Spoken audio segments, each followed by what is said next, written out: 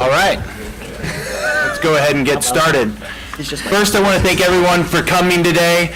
This event is co-hosted by the American Conservative Union Foundation and the Inventors Project. Actually, this is the Inventors Project's first event, and so we can't be more honored than to have the opportunity to co-host it with the American Conservative Union Foundation and their chairman, Carly Fiorina. Today, we have distinguished business leaders, academics, and the innovators of tomorrow.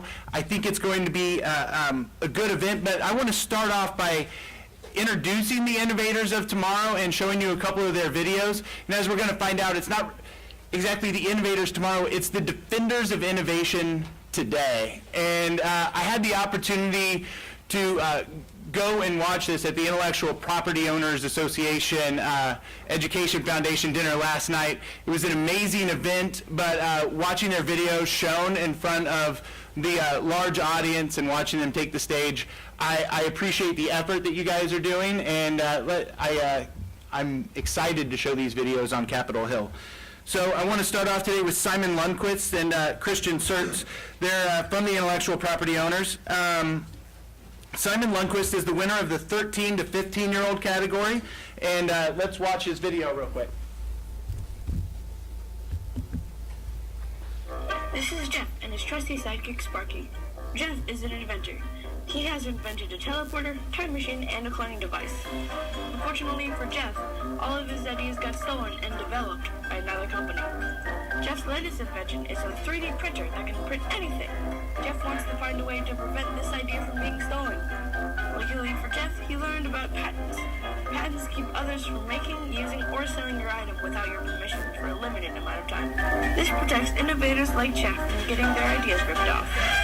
To make a patent, Jeff hired an attorney to help him fill out a patent application and sent it to the United States Patent and Trademark Office. Luckily for Jeff, the USPTO approved his patent.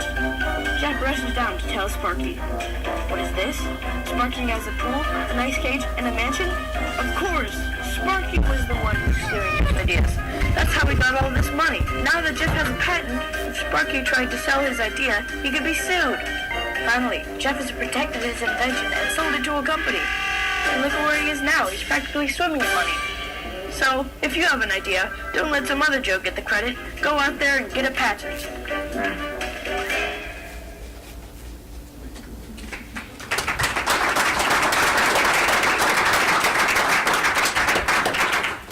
I want to thank you, Simon, for that.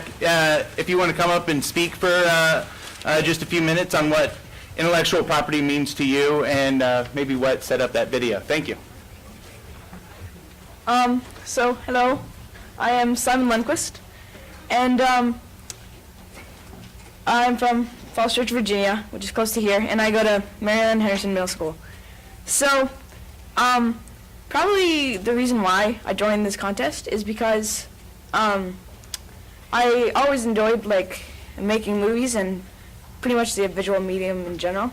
So this was an opportunity for me to stretch that, goal, I guess, to make a movie. So I made that, and I'm pretty happy with it, and I'd like to thank you for watching it.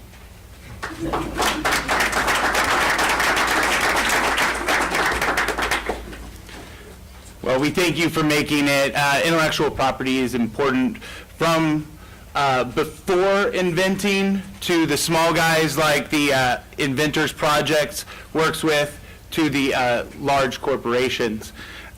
Christian Sertz is the winner in the 16 to 18-year-old category, and so now we'll see his video and give him a few minutes to speak as well.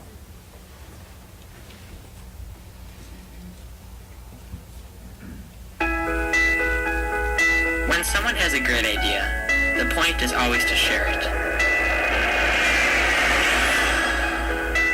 To let it impact others, so that it can thrive in society, and make the world a better place. We're all inventors, and the patent system allows us to be just that, without security worries of any kind. Like Dan Hopkins, a runner, who recently invented knuckle lights, designed to help people safely exercise in the dark. people like me. As a busy student, running at night is often the only option. Knuckle lights allow me to both see and be seen at night so that I can run safely. I no longer have to disrupt my daytime schedule to fit in running, which has lent more time for homework and family, and more time to produce this video. Thanks, Mr. Hopkins.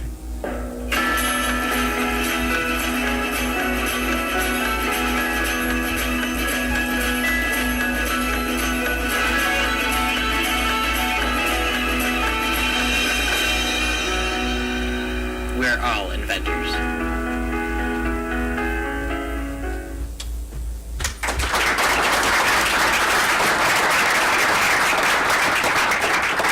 Christian, can you step up and speak for a few minutes?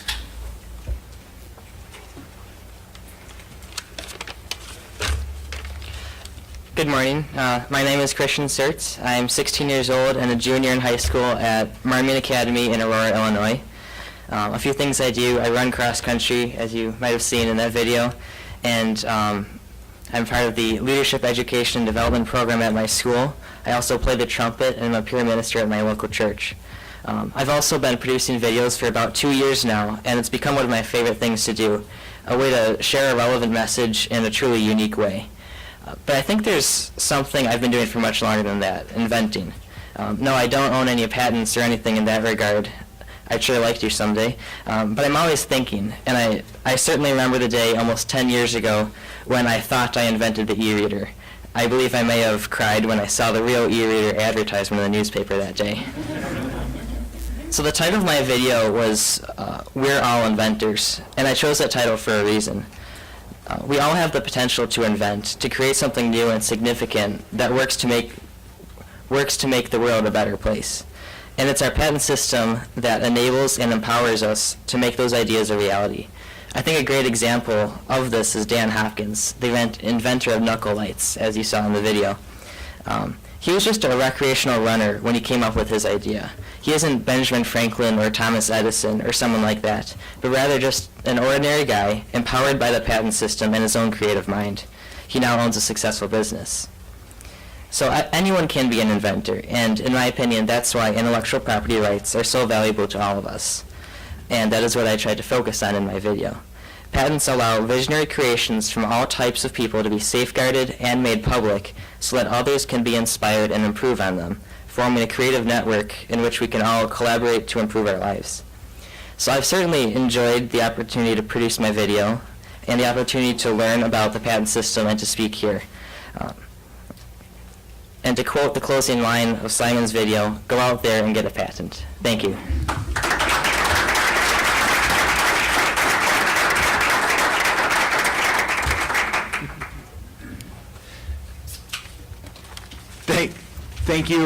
Thank you for that, and thank you guys for your inspiration. And I think that when we look at what you represent, it lets us move into this second into our panel. But I want one more round of applause for you all. Thank you.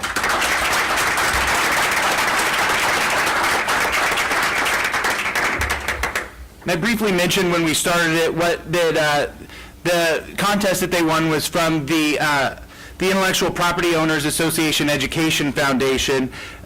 Their mission is to educate the public on the value of intellectual property, and the foundation does this through a number of programs, including this video contest. But last night, and I know I'm going to get this word wrong, one of the people that they honored was the Inventor of the Year, and it was Dr. Herr, who was the inventor of several different things, but his specialty is biomechatronics. Got the word. And I mean, it is amazing to watch him and hear his story and watch what invention does to change people. Biomechatronics changed what he thought as being disabled to being more enabled than anybody in the audience. He said for anybody that wasn't didn't have the technology behind them that he had, that he kind of felt sorry for them. And so it was an exciting event, and I appreciate you all for being here. Now we're going to turn to our panel, and I'm excited about this panel. I have some of my heroes up here, but we're going to start off with opening statements by each of them. We're going to start with Dean. Adam gave me the look. We're going to start with Dean real quick. Dean Reuter is the Vice President and Director of Practice Groups at the Federalist Society for Law and Public Policy. He has served in 2 federal government agency offices of the Inspector General as counsel to the Inspector General and Deputy Inspector General, responsible for policing the legal use of federal funds granted and contracted through those agencies. As a part of the Federalist Society, he oversees 15 different practice groups, including the Intellectual Property Practice Group, and we're excited to have Dean here. Dean?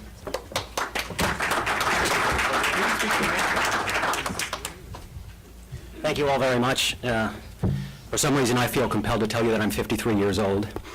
And I hail from the local area here, but those were terrific presentations by the 2 young gentlemen here, so thank you for that. I'm going to start with the usual disclaimer that the views I express here today are my own. They are not the views of the Federalist Society, which itself takes no positions. I want to thank the co-sponsors, and it really is an honor to be on a panel with Carly Fiorino and Charles Sauer and my friend Adam Ossoff, and thanks to Dan Schneider for inviting me here today.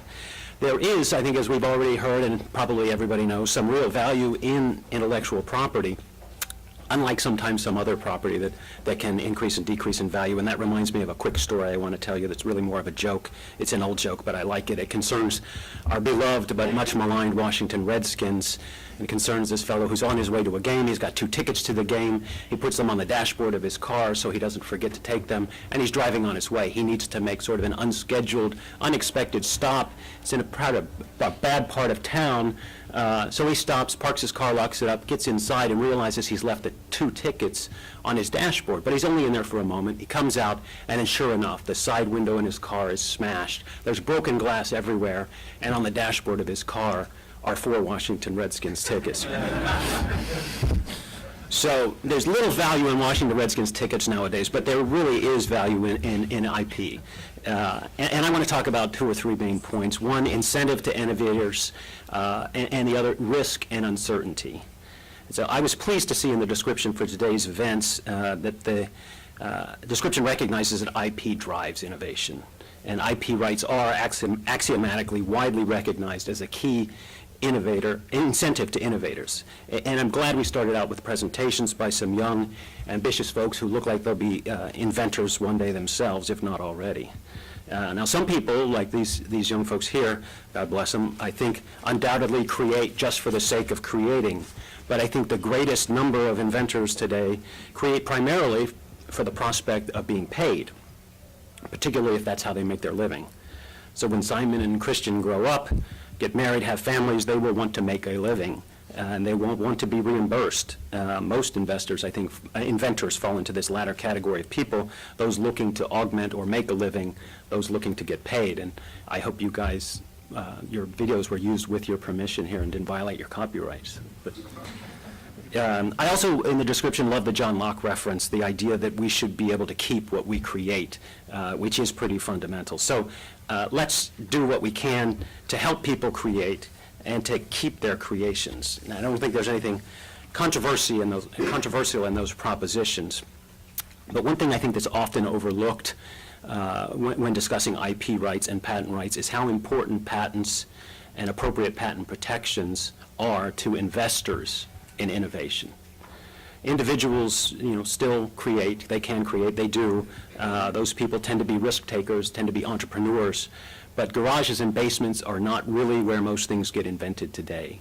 The most prevalent model for creation of new patents is undoubtedly involves individuals, but it's individuals working in teams, working in groups, but working for businesses, for corporations, and for universities.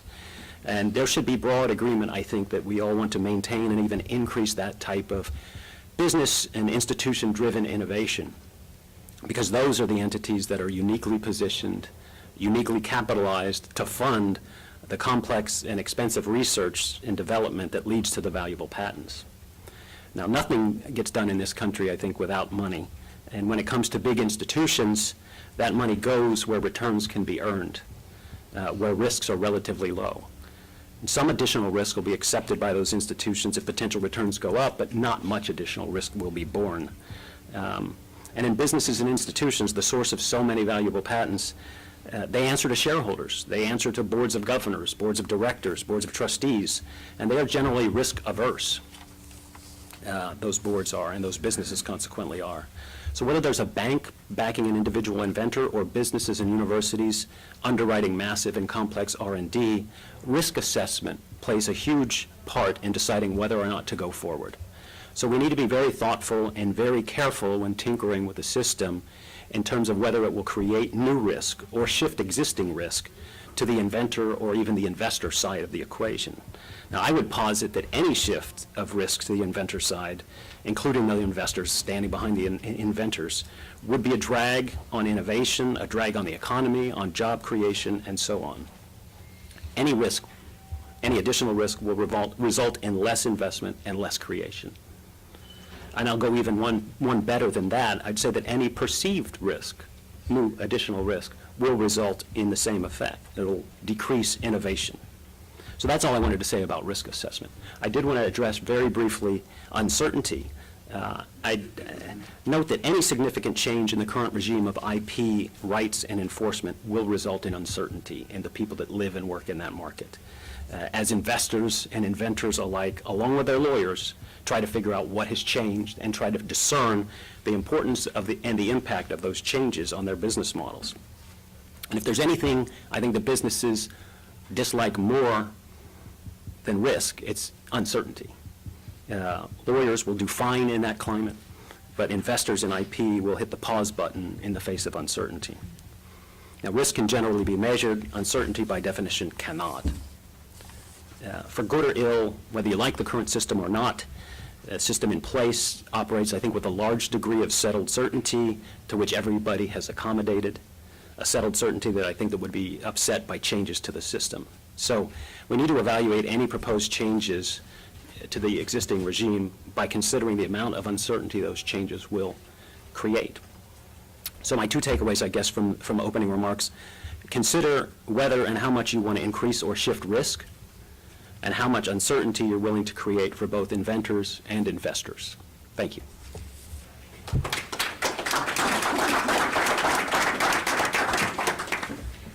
Our next speaker today is going to be Professor Adam Mossoff.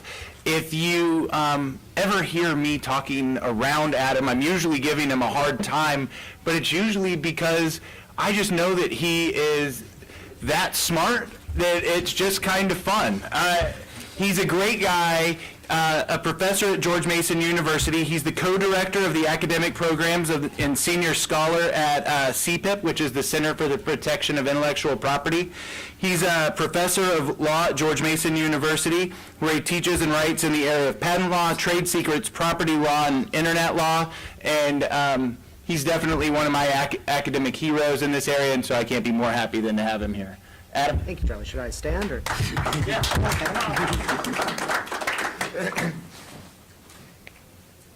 I gave him the look because without informing me, he changed the order of speaking. So I am now flustered and flummoxed. Look, I like Dean, I really appreciated those the videos that were made that really show the inspiration that innovation and invention can do. I loved watching them last night at the dinner, and I loved watching them again this morning. And I know what you really want to hear is what Carly has to talk about, and why is an academic, therefore, speaking here today. The last thing you want to hear is an academic talking about innovation, because academics don't know anything about innovation. Inventors do, and people in the real world who commercialize that innovation know about that. So why must I speak? Well, I'm forced to speak because, unfortunately, academics have been speaking, and have been speaking a lot about what is patented innovation and what is necessary to drive the United States' innovation economy. And unfortunately, those academics are saying things that they know better to say. They're saying things that should not be said.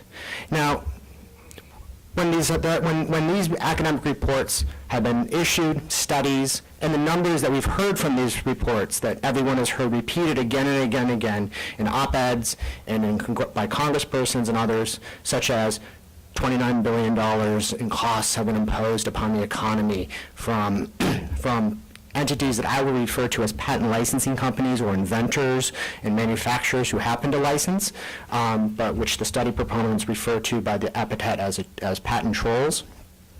When these studies have been assessed, those in the more recent study from Harvard, properly academic terms are used such as, well, these are, quote, non-random and non-generalizable claims, unquote, which is what the Governmental Accountability Office had to say about the 29 billion number. Well, that is nice statistic academic speak, non-random and non-generalizable, for saying that this is a junk, bogus study. The whole point of having a statistical study is that it be based upon random collection of data from which you can then generalize about the general population from that data set. So to say a statistical study is non-random and non-generalizable means that it is a bogus junk study and should not be invoked by academics who know that, nor should it be driving United States policy, nor should we be predicating legislation and the structure of the legal system that is basis of innovation in this country on such bogus claims. Now, why is it bogus? Well, why is it non-random and non-generalizable? It's from a completely private, secret data set that no one has access to. So no one can test the claims that are being made in these studies, which is the foundation of scientific research. The foundation of any scientific claim in economics, in physics, is that it has to be reproducible so that people can verify it. And what have the authors of the $29 billion claim said? Trust us. We looked at the data and trust us. It's okay. And where did this data come from? It came from two companies, RPX and Patent Freedom, who have an economic motive to try to have legislation adopted because their business model is predicated upon offering services to companies who feel threatened by patent litigation. And in fact, the study, and where did they get their data from? They surveyed their clients. And in fact, that survey was eventually leaked on the internet, and it stated in bold letters at the top of the survey, your answers to this survey will be used to justify changes in patent policy. So, now you understand what it means to create a non-random and non-generalizable study.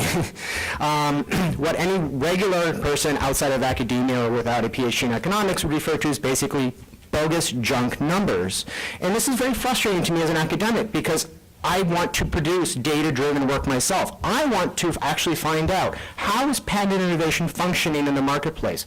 What role is it serving in incentivizing inventors? And more importantly, what role is it serving to incentivize commercial entities like Hewlett-Packard and other companies to take that innovation and create the complex mechanisms that they need to create in order to bring that invention to the marketplace as actual real-world new technology? Because as everyone knows, the invention in the lab or in the garage is not the same thing that the consumer ultimately has when you actually are buying a product at the store. It was 5 years from the invention of the iPhone in the lab at Apple to its eventual deployment in the marketplace as an actual product. Why was it 5 years? Do you think Steve Jobs was just sitting on it saying, I don't want to sell this thing, I love it too much? No, it was 5 years because to invent something in the lab is not the same thing as having a viable commercial product that can be used by consumers and deployed in the marketplace with support from other types of commercial entities and other types of support services. And so it's very, very important for us to make sure that as Congress considers what it may be doing to revise the patent system, that it's doing so on the basis of real-world data about how patent innovation actually functions, how it works in the real world, and not on the basis of bogus numbers that are being driven by entities that have an actual real-world economic stake in this matter to undermine patent innovation, given the nature of their business model that doesn't either rely upon patents itself, or because they actually are trying to scare people into becoming their clients themselves. So, thank you.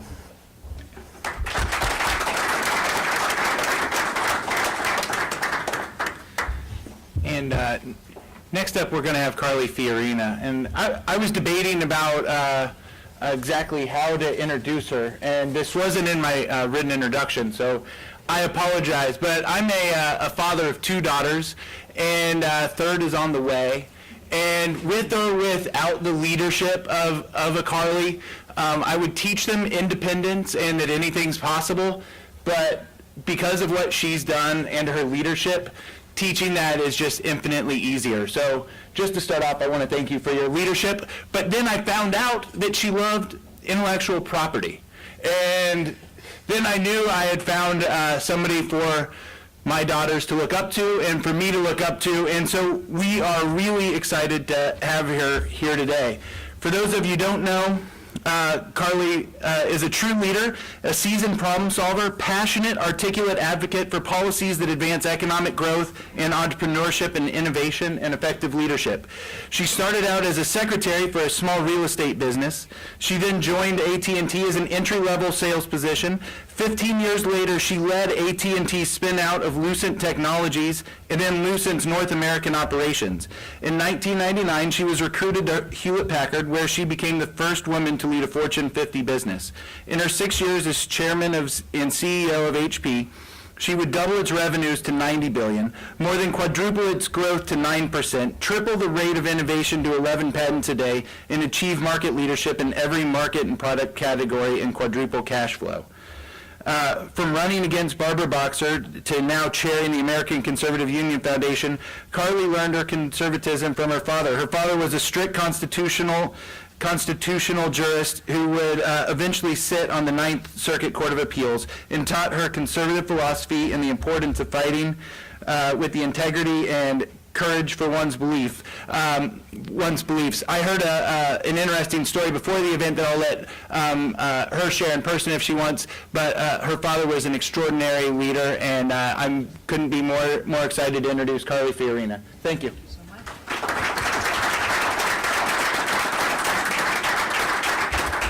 Well, thank you for that very gracious introduction. You'll have to tell me what story about my dad you'd like me to tell, because I have a lot of them. But thank you so much, and thanks for the inspiration that the two of you provided this morning, and thanks for great comments from my two fellow panelists.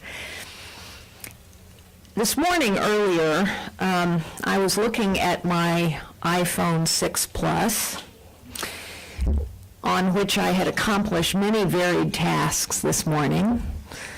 I was listening to Waze to get me to the Starbucks where I had a meeting earlier today. Then I read a long document from a charity at which I serve as chairman of the board. Then I had a phone call. Then I checked my calendar. And as I did all that on my iPhone 6 Plus, suddenly a thought came to me that about in 1996, about the time that we were spinning out Lucent Technologies, I was asked a question by someone about whether I believed that ultimately everything would come down to a single device, or whether we would always have various devices for various tasks. And I said with great confidence, I don't think it's all going to come down to one device. I was wrong. I was dead wrong. And it reminded me how unpredictable the nature of innovation and invention is. It's also stunning to remember that the iPhone was introduced to the marketplace in 2007. Think about that. That's 7 years ago. And today we take completely for granted this revolutionary truth, which is that today, for the first time in human history, any person, anywhere, at the time and place of their choosing, can get access to any piece of information or communicate with anyone else anywhere in the world on the device of their choosing. That's revolutionary. It's never happened in human history, and we just take it for granted. Which is a reminder to us all as we talk about the legalities and the complexities and the technicalities of patents and patent reform and legislation.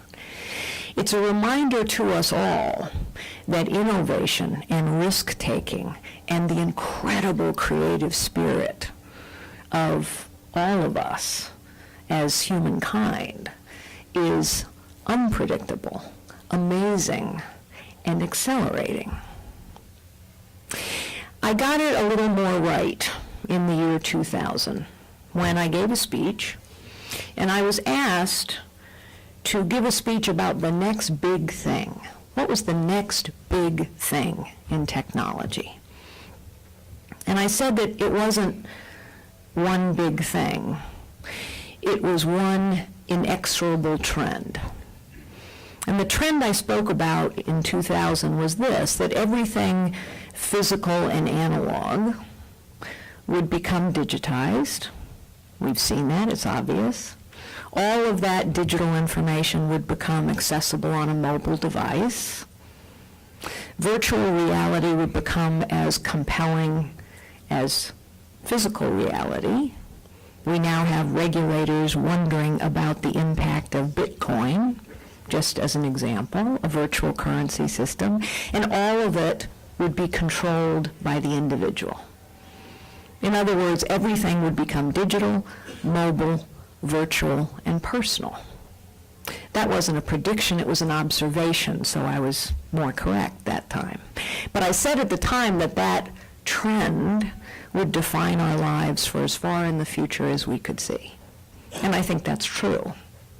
And I think it's worthwhile to reflect as we consider the complexities and the technicalities of a patent reform system that was brilliantly embedded in our Constitution, the reality that that trend empowers the individual like nothing else in human history. When any individual, anywhere, at a time and a place of their choosing, can get any piece of information and communicate with anyone else, the individual is empowered in a truly revolutionary way. And so, I believe what that means is that this is the century, this is the time when human potential can be unlocked like never before. Everything that has ever happened that is good in this world and many things that are bad in this world are the result of human potential and brain power. And so I think this century is going to be defined by how much potential is unlocked and unleashed and how humankind's creative spirit is focused. And so I actually will take a slightly different take than my esteemed colleague did before. I actually think the 21st century can be, if we let it, the century of the little guy, not the big guy. The century where an individual can have more impact than in the past. I also think it's worth remembering that a company like Hewlett-Packard, a company that I was privileged to lead for 6 years, and we were proud to be generating 11 patents a day by the time I left, but Hewlett-Packard was in fact invented in a garage, started in a garage by two guys with an idea. And if you think that's a long, far away, far ago example, think about Google. Google has changed the nature of our world. And yet Google was two guys, two individuals, not so long ago, in a dorm room. I also think it's worth remembering in this age of digital, mobile, virtual, personal, it's not just that an individual is empowered. It's not just that the little guy can thrive or gal. It's also that institutions of all kinds become less and less capable, actually. I know a lot about bureaucracies. I've lived and worked and managed a lot of them.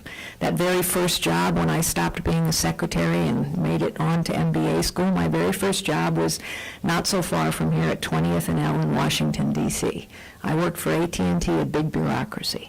And what I know is that big companies, big bureaucracies, whether they're in government or in business, crush human potential. It's not because they mean to. It's because bureaucracies are hierarchical, rules-based organizations. And in a rules-based hierarchical organization, people get the message. Follow the rules, stick to the process, don't invent, don't create unless really encouraged to. You know, if you got a problem, send it up the chain. And what you see actually in all kinds of venues, whether it's business or government, is big, complicated, bureaucratic institutions are having a hard time keeping up with the pace of change that's driven by a digital, mobile, virtual, personal world. They're having a tough time hanging on to control of information. They're having a tough time understanding how transparent people actually expect them to be. Institutions struggle in this time in very real ways, while individuals can prosper. That actually is why I'm a conservative, because I think conservative principles work better to unlock potential. I think decentralized decision-making works better to unlock potential. And I think human potential is the one, the only limitless resource we have. But it is also the source of all progress and all prosperity. So now let's come all the way back to what's being contemplated around intellectual property protection and patent reform. Our founders knew in their wisdom that economies advance when people are empowered, when human potential is unlocked, in other words. It's what they meant, I think, when they said life, liberty, and the pursuit of happiness are rights that should be guaranteed to all. And so, they said, we have to protect every individual's right to create. And the way we protect that is to say they own that as much as they own any other result of their labor and their talents. Big companies invent a lot, but it is still true that small companies innovate at 7 times the rate of big companies. So let's think about all the discussion around patent reform today. Let's think about one proposal being put forward, a comprehensive proposal. It's called the Innovation Act. Let me just say, I always get very nervous when legislators start talking about comprehensive solutions. I get nervous because comprehensive solutions mean complicated, bureaucratic, lots of pages. And if you doubt that, think about Dodd-Frank. Whether you thought Dodd-Frank was a good idea or not, I didn't.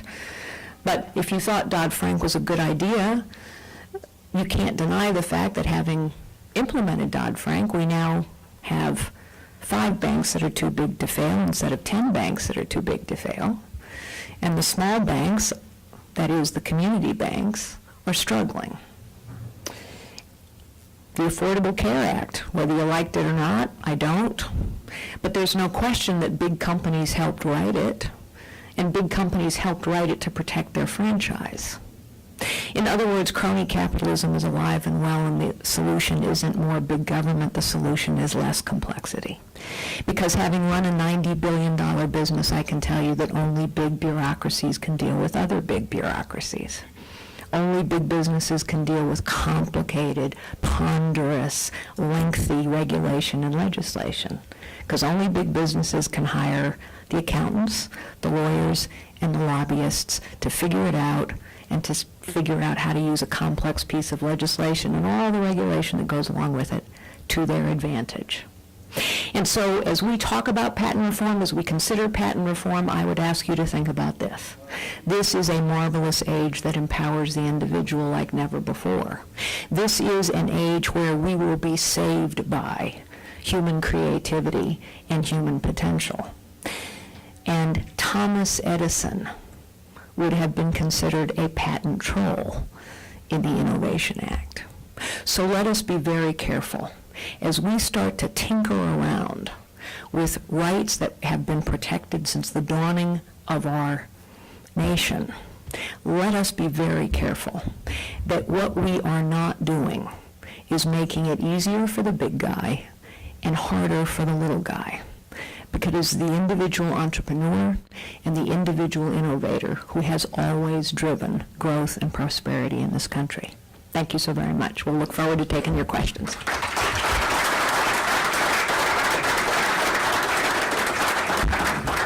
And thank you all. As the host, I'm going to take the opportunity to ask a couple of questions. I want to build off of Carly mentioned the legislation that moved through the House actually just a little bit over a year ago now.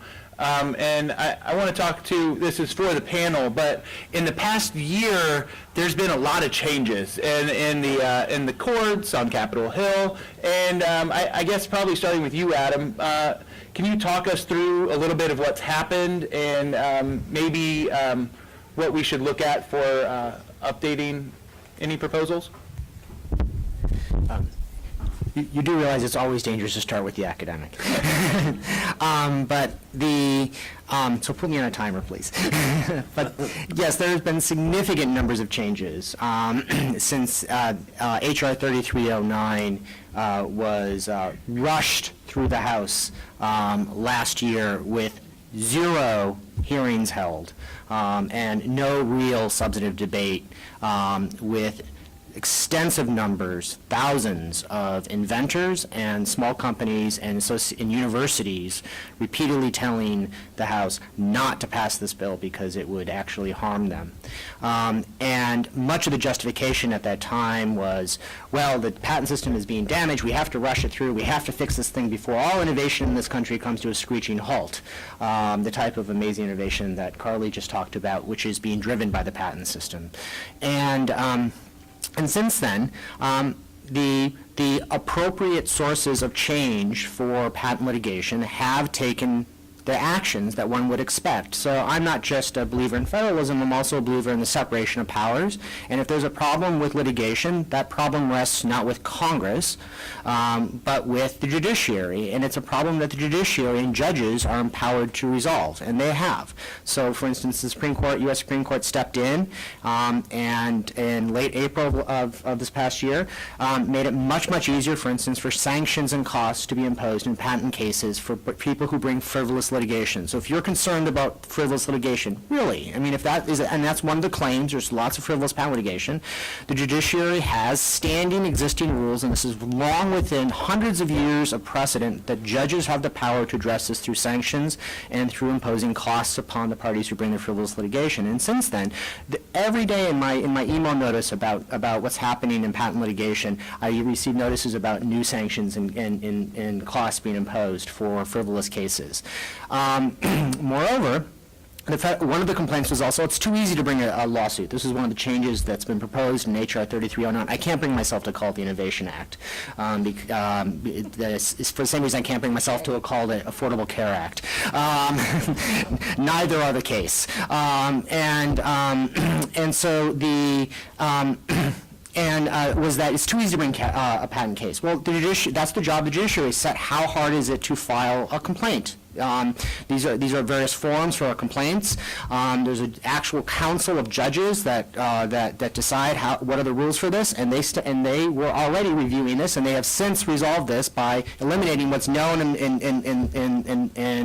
legal circles as Form 18, which was the form that covered patent litigation, patent complaints. Actually, so now they have actually raised to the pleading standards for bringing complaints.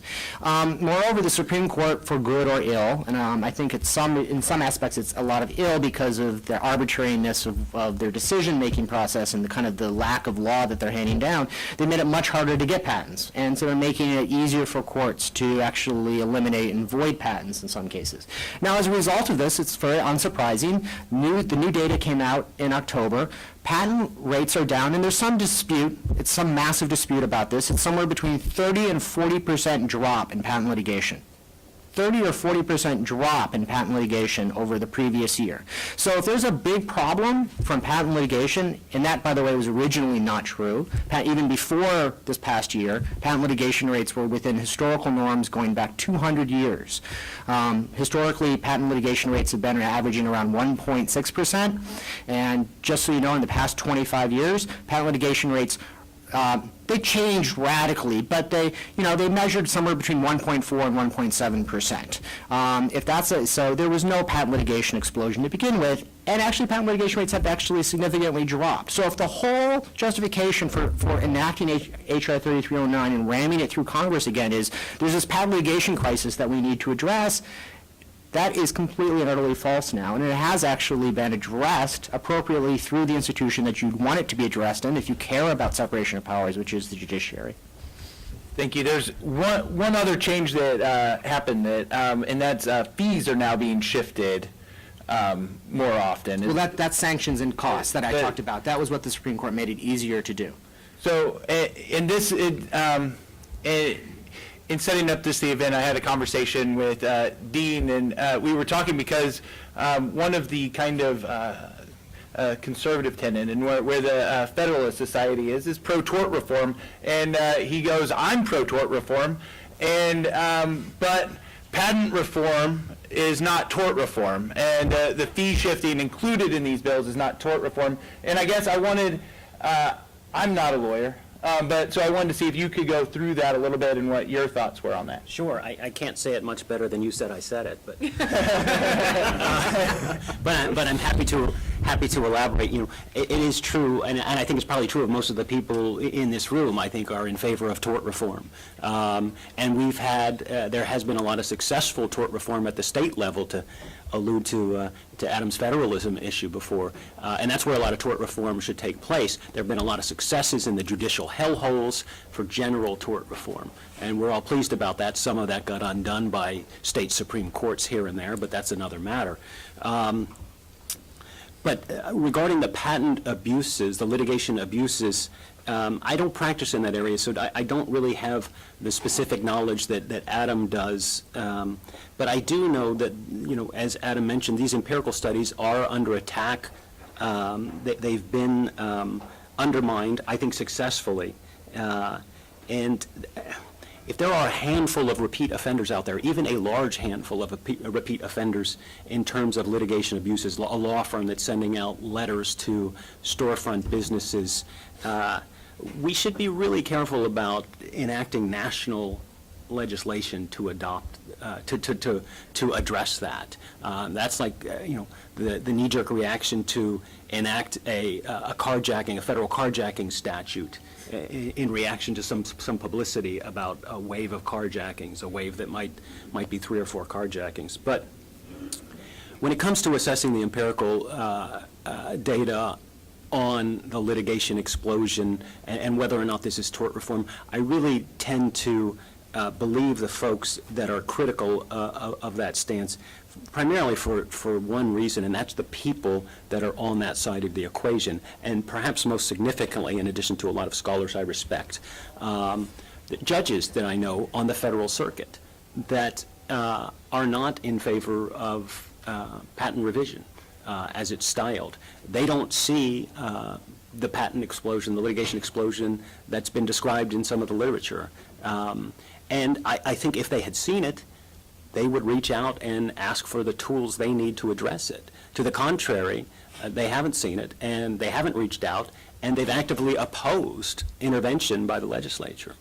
So I put a lot of stock in that. And Charles mentioned at the outset that at the Federal Society, I oversee 15 different practice groups. So one of them is the intellectual property practice group, but there's also a labor practice group and a telecommunications and civil rights and religious liberties.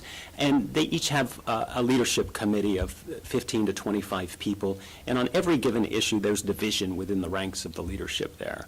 And it's entertaining, and it makes it interesting, and it's fun. But on this issue, within the ranks of our intellectual property practice group leadership, which does not represent the views of the Federal Society, there is no division. And that, these folks, the leaders of our intellectual property practice group, are uniformly against H.R. 3309. And to me, that's a very powerful statement, because that almost never happens within our leadership. Thank you. Carly, we had the passage of the American Invents Act a couple of years ago. We had the House passage of the Innovation Act last year. We have the changes that Adam and Dean just mentioned. if you were back at the helm of HP, or you were in a garage working in a small team, what would you think about the climate for innovation now, or and for that matter, what does innovation mean for that small guy in the garage? Well, I think, first, you used a very important word. You were talking about a very important concept in your prepared remarks, which was about risk and predictability. And so let me start there, because I think whether you are in a large company like Hewlett-Packard, or you are an individual inventor wanting to pursue your invention, what you worry about most is the unpredictability of, may I say without disrespect, but in a accurate observation, what you worry about is the unpredictable intervention of someone thousands of miles away who really doesn't understand anything about what you're doing, but deciding that they need to fix it for you. That is government. And I think one of the reasons that our economy is not performing at its peak, although it is clearly doing better, is because you have a lot of folks, job creators, and small businesses create most of the new jobs. They employ half the people, in addition to innovating at the highest rate in the nation. But whether job creators are big or small, like inventors, they are all wondering and worrying now about what's next. What's going to happen? What's going to change? Who's going to decide that we've got a problem that has to be fixed from Washington, D.C.? And I really don't think I overstate that. Because what people have seen, it's not a political comment I'm making, but what people have seen is over time, over a lot of time, the intervention of government, legislation, regulation, all of which is incredibly complicated, into more and more and more segments of society and more parts of our economy. So if you're inventing in the energy field, you wonder and worry about what's government going to say about a various type of energy. They like this kind, they don't like that kind. The medical field. I mean, you name a sector of our economy where invention and innovation is going on, and government is playing a greater role. So I think it matters. And I think it matters as well that, you know, one of the reasons decentralized decision-making works better is because you have people closest to the problem making the decision if you have decentralized decision-making. That means they understand the problem better, they're close to it. It also means they're more accountable because they actually, hopefully, know and occasionally talk to the people they're impacting. So when you have people very far away in a centralized, comprehensive way trying to fix something that is complicated by its nature, unpredictable by its nature, sort of mysterious by its nature, because that's what innovation and creativity are a little bit like, people are going to worry about that. I'm not sure I'm answering your question, but I think it weighs on people's minds, it weighs on this economy, and I think we see it in the numbers. That was a great answer to the question. I'm going to expand that 1,000-mile uncertainty gap to, I'm going to put a body of water in between us and open it up to the panel for my last question, then we'll move to audience questions. But are there international implications to us weakening our patent laws and making them harder to enforce here? If I may just jump in and start. So, of course, the short answer is yes. I think we already have weakened our patent system by adopting the European rules of saying the first person that or the first entity that files for a patent gets it, as opposed to the first entity that invented a patent. That's a problem. Who does that favor? It favors big guys. It favors governments, it favors universities. It doesn't favor the individual inventor or innovator who may not know how to get through the system. So there's nothing about the European system that's superior to ours. I don't know why we would have thought that, but we've already taken a step. Secondly, I would say, having done business in China for many, many years, having served in an advisory capacity at the CIA and the Defense Department, having clearances, let me just tell you, the Chinese are trying to steal everything they can get from us. And they're trying to attack us daily through cyber warfare. So it is the Chinese intention to steal our intellectual property, to level the playing field. We should not be in any way naive about that. So every time we take a step that weakens someone's ability to protect their intellectual property, we are weakening our defenses as a nation. And we are dealing with other nations who absolutely know that the secret sauce of this economy is our ability to innovate. It is why our economy grows faster than everyone else's. It is the Achilles heel of so many Asian economies. What do the Chinese worry about? Their ability to innovate. When you have a highly controlled, homogeneous society, you have a less creative and less innovative society. And they know it. And therefore they have to steal it. We shouldn't make that job easy for them. I'll just quickly add that Carly's entirely right. I mean, it's long been recognized since the 19th century that the key to the American innovation economy has been its patent system. That's why many countries emulated its patent system from Japan and elsewhere in the 19th century, because they recognized that we went from being basically an indebted, broke agrarian economy in 60 years to leading the country with new innovations in the Industrial Revolution. And so we are looked to by other countries, and not just China, India, Brazil, the BRICS, and up-and-coming developing countries, and when we are weakening our patent system and weakening our IP rights, they are looking to us and saying, okay, well then we don't have to protect that either. And it creates a negative feedback loop for world economic growth. Moreover, just to reemphasize Carly's points too, there's already actual real-world evidence that China is exploiting changes in U.S. law with respect to IP to attack IP rights, and particularly it's happening in the context of patent innovation in the high-tech context, and that they are relying upon recent FTC actions in the context of high-tech patents to abuse their own antitrust monopoly laws to attack and lower the prices for patent innovation that is being created by American companies and are selling and licensing in China. My organization, Center for the Protection of Intellectual Property, just released an essay by Richard Epstein on exactly this issue of how China is now using its antitrust laws as an domestic industrial policy weapon. And they are relying upon certain actions in the U.S. to justify and rationalize that. And so when we complain to them, they quote back to us statements from our own FTC commissioners and elsewhere. And so this is becoming a real problem. Thank you. All right. Do we have questions? Actually, let's start with Bill. So I'm a conservative, and first let me say to Carly's point about the revolution that's taking place in the smartphones. I was in the Serengeti a couple of years ago, not a building on the horizon anywhere, and I was able to look up on my smartphone my pediatrician's phone number and make the call, and it sounded perfect. I had 4 bars out of 5, okay? Better than I get in some places in West Virginia.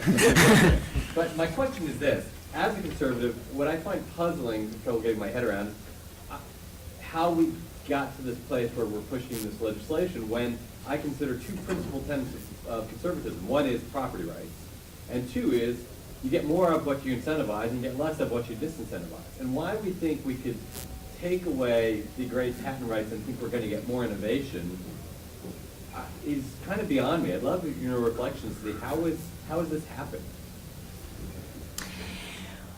So, I can't get inside the heads of people who have supported this, but here's my guess, and it's only a guess. My guess is that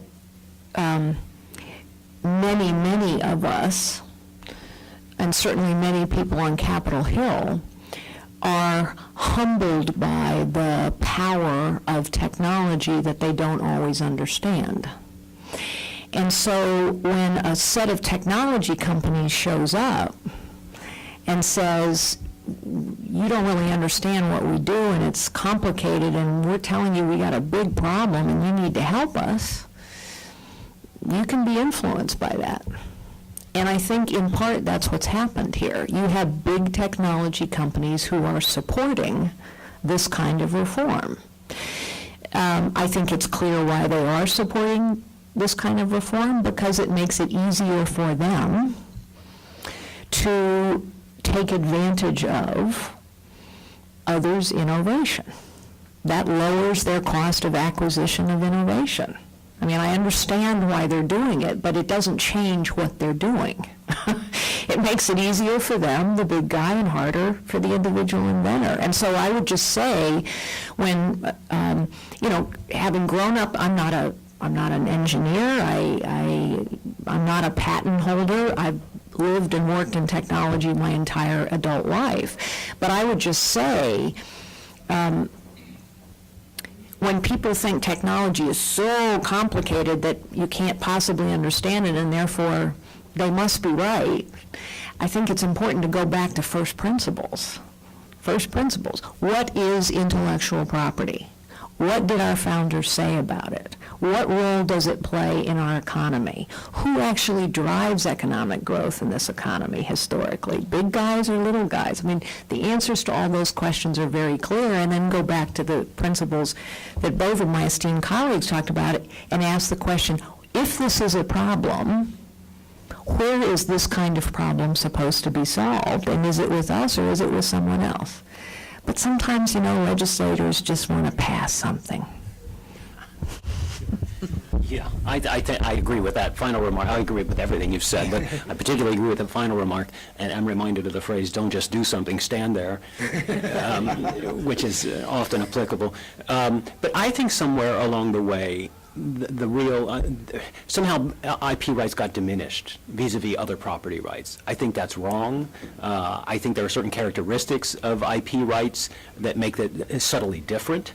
But I don't think they're any less deserving of protection than other property rights, the whole basket of other property rights. I think people, even lawyers, get confused about the antitrust implications. They see some important antitrust implications that are peculiar to IP rights. And I just don't think that's any more the case in the IP realm than it is in the real property realm. In real property or chattel property, you can exclude people. You have the exclusive right to be on your land or to use your car, just like you do with IP rights. That one difference really is that IP rights are often limited in time.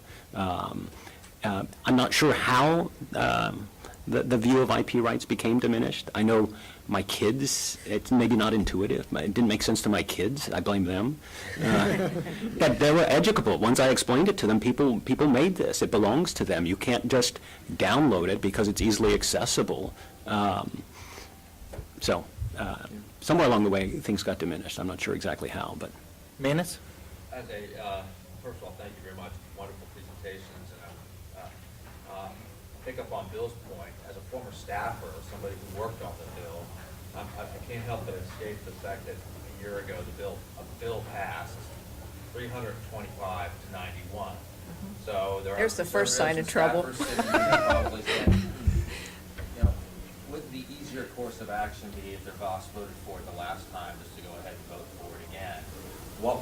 What sort of rationale might there be for a member to revisit their vote, given what's taken place since the vote took place a year ago? The rationale is what I just said in my earlier answer, which is that even if you accept that something had to be done a year ago, the ground has massively changed since then. Patent litigation rates have collapsed, and the courts are addressing the few bad actors that tend to dominate the headlines. In fact, the worst actor, MPH Shea, which was the scanner patent person who was the one sending all of the demand letters to coffee shops and whatnot, has now settled with the Federal Trade Commission for actually engaging in deceptive practices. So the litigation game has changed, the economics have changed, and the appropriate government institutions that you'd want to take action against the bad actors are taking those actions. And so in fact, this is exactly why you want to have hearings, which is what they didn't have with H.R. 3309, so that this can be explained and the congresspersons can hear these facts now, which they weren't hearing before, and can now hear them even more. I think, yeah, that's one additional point that Adam is making there at the end that I think is really important. And you alluded to it earlier, the track that this bill was on and the speed with which it moved and the unexpected speed. I think people were caught napping. I don't think all the stakeholders were heard. A lot of folks, a lot of groups were late to the debate. By that time, a lot of minds had been made up. Some people never got heard. So I think it's important to revisit every stakeholder's interest. Yeah, Dean raises a really good point. You can also identify the fact of why did it really slow down in the Senate. I know that the popular narrative is that the trial lawyers got involved, but that actually is a narrative that's been created by the people who were pushing for H. 3309 to be adopted in the Senate. What happened in the Senate is the Senate said, we actually want to hold hearings, and we want to actually talk to all of the stakeholders. And they started to hear from the universities, from the inventors who consist of Edison Nation, and from small companies, and they started to hear like there were actual real concerns. They heard from the venture capitalists and the angel investors saying, this is going to make it almost impossible for us to invest in and create new innovation in this country. And by the way, as Carly has repeatedly emphasized, the statistics historically show that almost all innovation in this country comes from small individual inventors and small companies. And so if you're going to hurt them, you're hurting the future growth, economic growth, and viability of this country. It's all been said, but the one thing I would just punctuate, and I hope it would apply for every piece of legislation, not just this one, is to pause and find out who's for it and who's against it. And to measure that in ways that are a little bit more sophisticated than who shows up in your office. I'm not suggesting that's the only way it's measured. But anytime, there's so much that happens on Capitol Hill that favors the large and harms the smaller.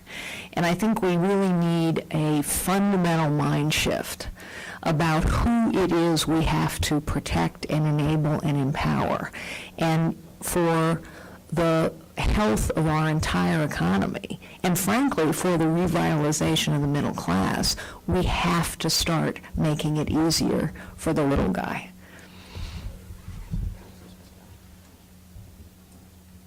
Next question. Josh, did I see your hand up earlier? Or?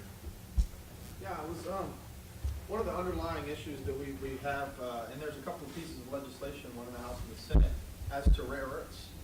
All of your products, the products you mentioned as to HP, phones, even defense, use rare earths. And we've dealt with the capacity going over to China. We can't even really produce them anymore because it's cheaper to just get it from China, buy it from them, rather than mine them, remove the rare earths, send it back. So, I mean, that's another issue because we've relocated so many of these companies over there, so they take our IP. And it's kind of the underlying issue that you're talking about is big government, big companies, and a lot of corporate tax issues as well underlying this. How do we inform the public? How do we reverse the tide whenever it comes to these IP issues that affect us here, small companies, and then large companies taking advantage of that, and also bringing the issue to China and making it easier for them to manipulate that process? Well, and of course, the other consideration in the rare earths issue is the imposition of another agenda called environmentalism on that. And that, of course, has had a huge impact on all kinds of excavation activities, let's call it, whether it's coal or rare earth. But first, to your point, we put ourselves at a distinct, real economic disadvantage when we lack control over something we need. And China understands well the asset they now have. And actually, you can see them deploying power around that asset with some of their neighbors in Asia. as they step forward as a leader of that region. You see them doing it, point one. Point two, I think it means that people have to be sophisticated enough to understand that when there are advocates around a single issue, like environmental protection, let's just call it that, or global warming, people have to be sophisticated enough to probe and understand what are the consequences here. And I'm not sure that we always do that. So, you know, we don't need to get into a big global warming thing to say, for example, we could stop every ounce of coal production in this country and not impact global warming one iota, but we will have very deleterious impacts on our economy, not to mention many people's lives. But I think people have to start asking those questions, because make no mistake, it's an obvious statement I'm going to make, but I think we forget it to our peril. There is only one thing that motivates the Chinese government: economic self-interest. That's it. It's the only thing they are motivated by, and we actually have a fair amount of leverage over their economic self-interest if we think strategically and wisely about the fact that their prosperity in no small way depends upon our products and our consumers and our innovation. A great example of Carly's point is that when you buy a new iPhone, your new iPhone 6 Plus, on the box it says designed in Cupertino. Notice it doesn't say manufactured in Cupertino. In fact, Apple doesn't manufacture anything. What Apple does is it takes its IP rights, its patents, and it licenses. And who does it license to? Chinese manufacturers. Yeah, so if there was truth in advertising, it would say designed in Cupertino, California, manufactured in Shanghai or Beijing or wherever the factories are. And to the extent that we are undermining our IP rights, particularly our patent rights, we're handing to China the ability to take this type of innovation without having to pay from it, and we're undermining the ability for companies to engage in the types of licensing negotiations and contracts that they need to engage in the marketplace in order to most efficiently produce products. Another, I think, a very important thing to remember, and you talk about how do we kind of address this growing, what is, let's be frank, we're at a point of a moral panic about the patent system and about its role in the innovation economy and promoting jobs in this country at the moment. It was just crazy when you actually look at the actual facts and real-world data on the ground instead of the bogus made-up numbers. And I think something that's really important that we need to do is we need to recognize the epithets and the false narratives that have been developed over the past year or two or three by the various patent skeptics in academia and the companies who don't rely upon patents in their business models and want to therefore eliminate these obstructions to their use of other people's innovation. And so terms like patent troll, which, as Carly rightly pointed out, includes Thomas Edison explicitly by the very definition of their term of it, which is someone who doesn't manufacture, who just licenses. By the way, it also includes Nikola Tesla. It also includes Charles Goodyear. It also would include, by their definition, IBM, because it includes companies that are deemed to license patents that are not necessarily in their primary core area of business. So, for instance, IBM licensed patents on internet advertising to Twitter. Well, last time I looked, IBM's core business was not internet advertising. And so, by definition, IBM is a patent troll, according to the people who are using this term. It is a non-objective, meaningless rhetorical epithet, and I really think that we should call it out for what it is and not let that be driving the policy and the very terms of which we are talking about structuring the system responsible for our innovation economy. All right. Gary. Well, given what you've just said, and you've all put forth the conservative ideas behind protecting intellectual property, how is it that it is some of the more conservative members of Congress who are actually supporting and putting forth this bill? I mean, Congressman Issa here in the House, Cornyn and Grassley in the Senate, they are conservatives, yet they are the ones who are pushing for the more strict whatever the new Innovation Act is going to look like in the next session. How do you get them to recognize that they are actually counterintuitive to what they claim to be conservative philosophy? Well, I think, first of all, your observation is correct, and I think it's one of the reasons why so many of us are engaged in trying to educate and illuminate what's really involved here. I think in some cases, people have confused, and I believe you said this and you were right, I think people have confused tort reform with patent reform. It's a handy boogeyman to say, oh, there's all these frivolous lawsuits. I think in other cases, and I don't mean this in any disparaging way, but I think in other cases, Republicans have been looking for common ground with technology companies for reasons that are not mysterious. I think in other cases, there is a desire to find bipartisan common ground on something in a partisan time when people want to make progress. And so I think all those things come together, and then you add on top of that, it's really complicated, it's really long, I don't have a lot of time, I don't really understand what it is, but gee, there's some really big innovative companies saying it's okay, Google, Facebook must be okay. I think you add all that up, and you can get a rush to judgment. And so I think that's why many of us are interested in making sure people know what's really at stake. All right. Any more questions? All right, let's thank our panel today. Thank you.